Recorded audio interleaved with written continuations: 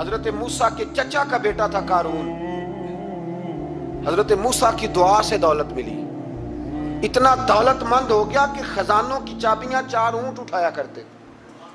حضرت موسیٰ نے کہا کہ 1000واں حصہ زکوٰۃ فرض ہوئی ہے۔ کتنا حصہ؟ 40واں نہیں، 1000واں حصہ تو زکوٰۃ دے۔ کہنے لگا دیتا ہوں۔ گھر جا کے حساب کیا تو پریشان ہو گئے، اتنے پیسے دینے پڑیں گے۔ پریشان جب آتے ہیں تب نہیں پریشان ہوتے، اتنے آ گئے میرے پاس، دینے پڑے تو کہنے لگا ہو اتنے پیسے۔ حضرت موسیٰ نے کہا دے، تو کہنے لگا جناب موسیٰ ویسے مہنگا نہیں پڑا آپ نے رکھا خرچہ؟ آپ فرمانے لگے میرا حکم نہیں، حکم میرے 40واں نہیں تھا۔ کون سا حصہ تھا؟ بولیے مسلمانوں کا کتنا ہے؟ سارے صحیح دیتے ہیں زکوٰۃ؟